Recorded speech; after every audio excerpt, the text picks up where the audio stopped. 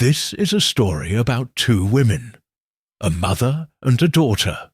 One believed in playing by the rules. The other believed the rules were for people too afraid to take what they wanted. In America, we tell ourselves a story. Work hard.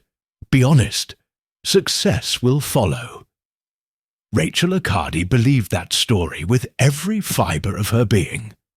She worked 60-hour weeks as a tour guide in Miami, showing wealthy tourists the Art Deco buildings of South Beach, the mansions of Star Island, the vibrant streets of Little Havana. She smiled. She was patient. She saved every dollar she could. For 30 years, Rachel built a life. A small life, perhaps, but one she was proud of. A one-bedroom apartment in a modest building near Coral Gables. Nothing fancy, but it was hers, and she planned to leave it to her daughter, Maria Faith. A foundation, a safety net, something to build from. Rachel hadn't heard from Maria in 3 weeks. That wasn't unusual. Maria was 28 now, busy with her life, her Instagram followers, her modelling auditions. But 3 weeks felt different. There was a silence to it that made Rachel's stomach tight. On a Tuesday morning in March, Rachel Accardi came home from a double shift to find an envelope taped to her apartment door. Inside was a single piece of paper, a notice. The apartment had been sold. She had 30 days to vacate. Everyone has something to hide. Everyone has something to lose. And in this story, someone won't make it out alive. Anything goes. When a dynasty falls, everyone gets crushed. Rachel read the notice 7 times. Each time, the words remained the same. The apartment at 2847 Coral Way, Unit 304, had been sold to a private buyer for $315,000. The transaction had been completed 2 weeks prior. The signature at the bottom of the deed was notarized, legal, and binding. It was Maria Faith Accardi's signature. Rachel had bought this apartment in 1995, just after her husband died. She'd been 32 years old, a widow with a 4-year-old daughter and $17,000 in life insurance money. The apartment cost $62,000 back then. She'd scraped together the down payment, worked 3 jobs to make the mortgage. By 2010, she'd paid it off completely. And then she'd done what she thought was the smart thing, the loving thing. She added Maria's name to the deed. Rachel pulled out the folder where she kept important documents. Birth certificates, her late husband's death certificate, tax returns, and there the deed to the apartment. 2 names, Rachel Maria Accardi, Maria Faith Accardi, co-owners. At the time, Rachel thought she was protecting her daughter. If something happened to her, Maria would inherit without probate complications. It was what her lawyer friend had suggested. Simple, clean, safe. Maria, this is Mom. I need you to call me back immediately. There's been some kind of mistake with the apartment. Someone sent me a notice saying it was sold. I'm sure it's a clerical error, but we need to fix this right away. Call me back, honey. Please. Maria didn't call back. Not that day, not the next day, not the day after that. Rachel left 6 more messages over the next week, each one a little more desperate, a little less composed. She called the number on the eviction notice, a law firm in Washington, D.C. They confirmed the sale was legitimate and declined to provide further information. They suggested she consult her own attorney. Rachel didn't have an attorney. She had $243 in her checking account, a 12-year-old Honda Civic, and a daughter who had apparently sold the roof over her head without a word of warning. She met with Isabella, her closest friend and fellow tour guide, at a Cuban cafe in Little Havana. Isabella had known Maria since she was a child. Isabella had watched the girl grow from a sweet, imaginative kid into someone harder to recognize. Rachel, listen to me. You need to face what this is. Maria didn't make a mistake. This wasn't an accident. She sold your apartment. She took the money and she left. She wouldn't.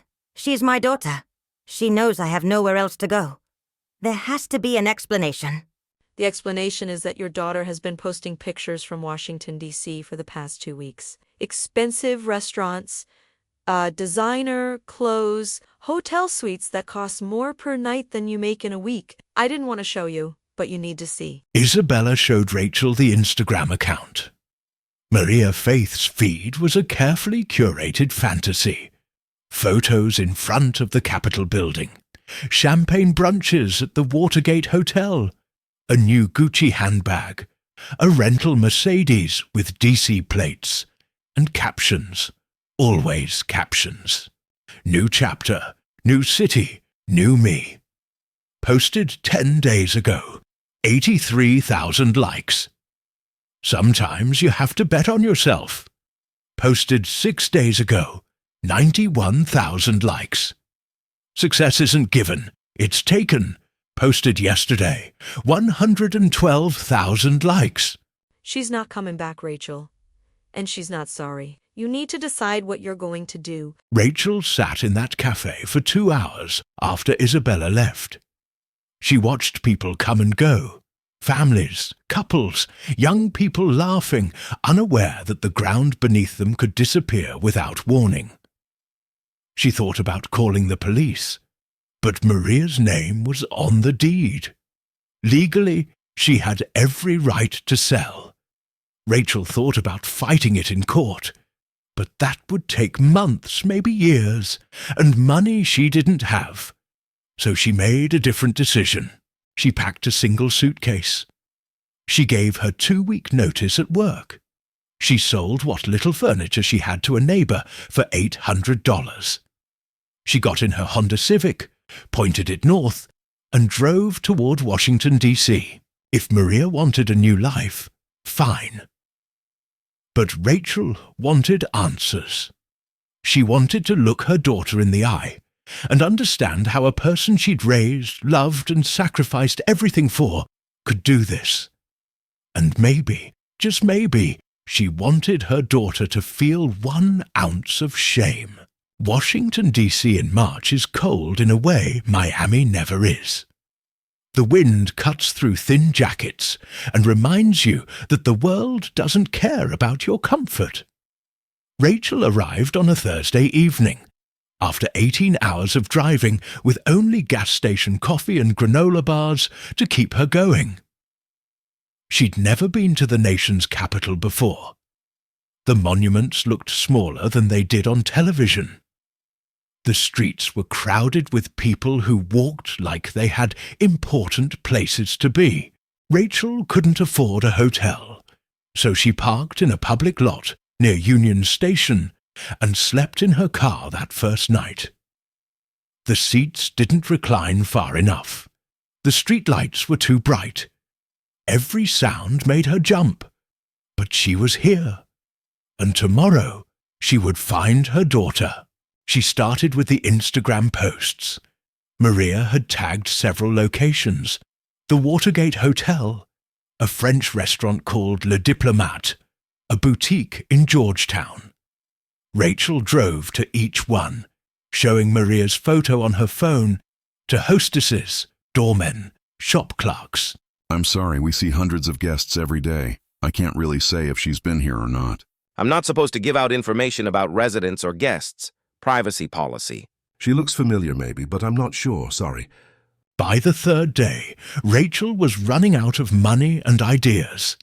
She'd spent $60 on parking, $80 on gas, $40 on food. She had less than $300 left. She couldn't keep sleeping in her car. She couldn't keep driving around a city of 700,000 people hoping to spot one face in the crowd. That afternoon, she parked near the National Mall and watched a food truck doing steady business. People in suits on their lunch break. Tourists, students, a line 10 deep, constantly moving. She'd worked in restaurants before, years ago. She knew the rhythm of food service, and she knew she needed money. The owner of the truck was a man in his 50s with tired eyes and flour on his apron. His name was Marcus. He was serving Korean-Mexican fusion tacos, a concept that seemed to work, judging by the line. When the lunch rush died down, Rachel approached. I'm looking for work. I can start today. I have 20 years of customer service experience. I'm reliable, fast, and I won't waste your time. I wasn't planning to hire anyone. Business is steady, but not great. I'll work for minimum wage. Cash. No paperwork if you prefer. 1 week trial. If I'm not worth it, you let me go. No hard feelings. You got a place to stay? Working on it. You sleeping in your car? Yes. All right, you work tomorrow 5 a.m. to 2 p.m. We'll see how it goes, but I'm paying you properly. I don't do that under-the-table nonsense. Brings trouble. And just like that, Rachel had a job. It paid $13 an hour. 70 hours a week would be $910. Minus taxes, maybe $700. Barely enough for a shared room in a group house, food and gas. But it was something. It was a foothold. That night, as Rachel tried to sleep in her car again, she thought about the last conversation she'd had with Maria before everything fell apart. It was 6 months ago, Thanksgiving. Maria had come to Miami for 3 days. She'd seemed distracted, always on her phone, always posting. She'd talked endlessly about becoming an influencer, about brand deals, about fame. Mom, you don't understand how the world works now. It's not about working hard. It's about being smart, being strategic. People who play by the rules end up exactly where you are. No offense. I'm happy with where I am, Maria. I have a roof over my head. I don't owe anyone money. I sleep well at night. You sleep well because you've given up. I'm not like you. I want more, and I'm going to get it. Rachel had let it go at the time, chalked it up to youth, ambition, naivety. But now those words echoed differently. I'm not like you. What Maria meant was, I'm not bound by your morality. I'm not limited by your conscience. A text message. Unknown number. Stop looking for me. You're embarrassing yourself. Move on. Rachel stared at the screen for a long time. 30 years of love, sacrifice, and patience condensed into 3 sentences. Move on. As if Rachel was the one being unreasonable. As if wanting to understand why your daughter destroyed your life was somehow pathetic. She didn't respond. She turned off her phone. She closed her eyes. And she made a promise to herself. She wouldn't beg. She wouldn't chase. But she also wouldn't leave. Not until she understood what Maria had become. And why. Rachel's first week at the food truck was exhausting. Marcus worked her hard, but fairly. She learned the menu, the rhythm, the regulars. By Friday, she could take orders, make change, and keep the line moving without slowing down. Marcus noticed. He didn't say much, but he started trusting her with more responsibility. The customers were a mix. Congressional staffers grabbing breakfast burritos before hearings. Lawyers from nearby firms on lunch breaks. Tourists who'd wandered off the National Mall. Rachel was good with them. She remembered faces, asked about their days, made small talk that felt genuine. It was the same skill that made her a good tour guide.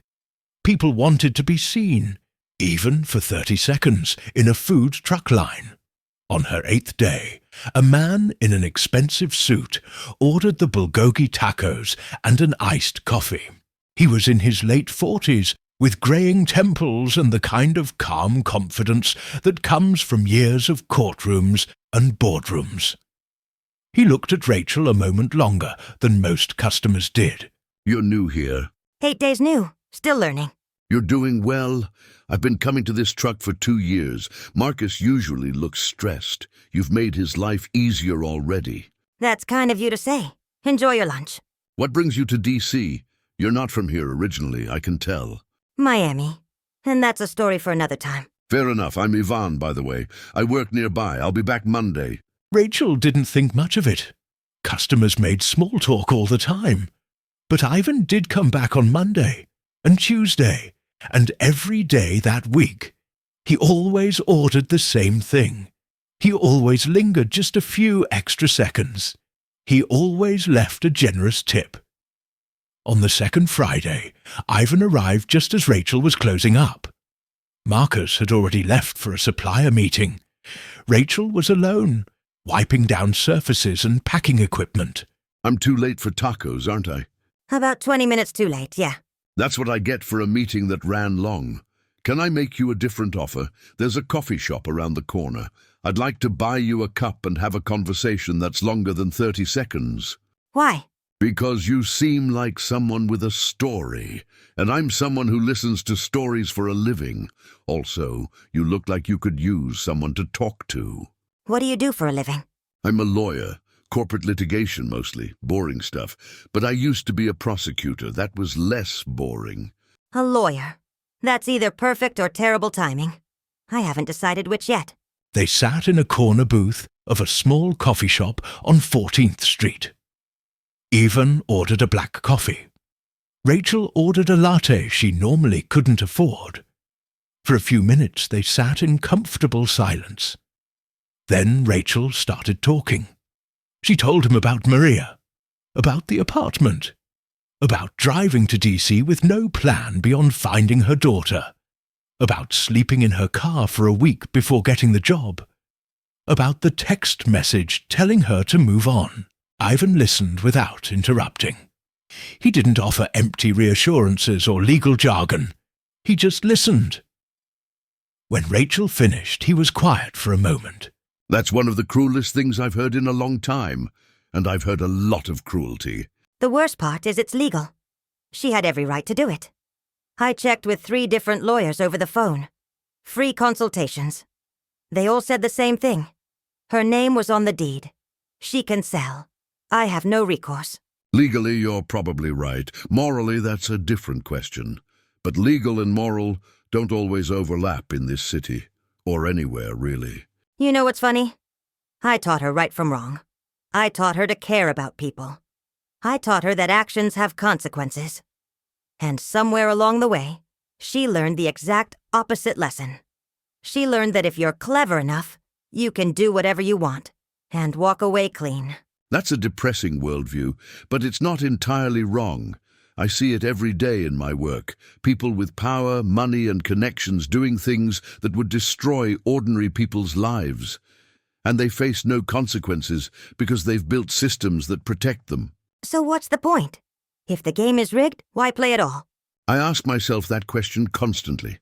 I left the prosecutor's office because I got tired of seeing guilty people walk free while the poor and desperate went to prison for stealing groceries. I went into corporate law thinking I could do some good on the other side, make companies follow rules, protect whistleblowers, hold power accountable. But the truth is, I mostly help rich people get richer while staying just inside the legal lines.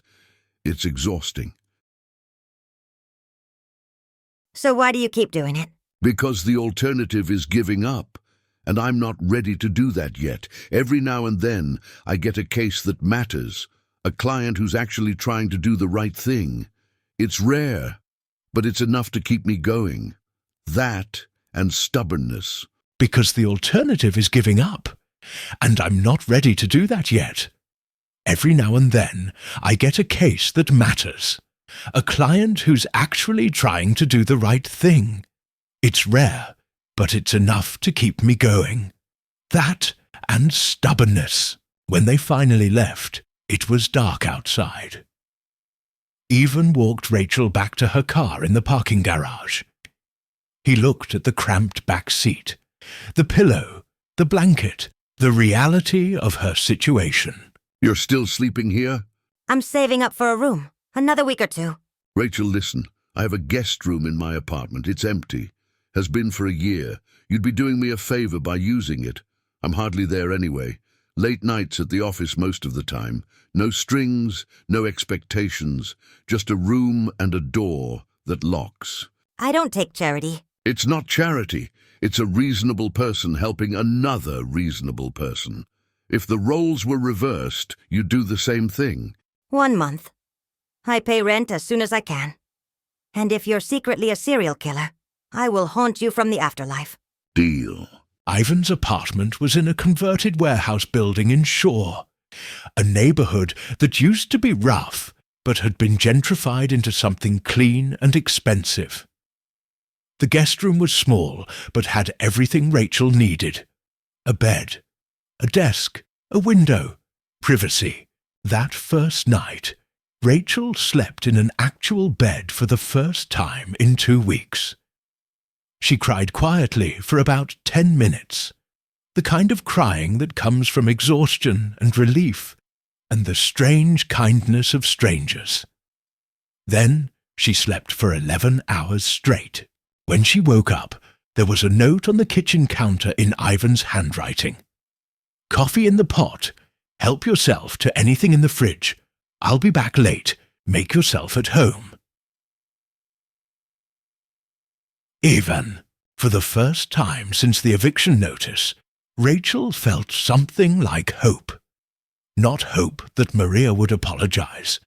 Not hope that she'd get her apartment back. But hope that maybe, just maybe, she could rebuild. A job. A place to stay.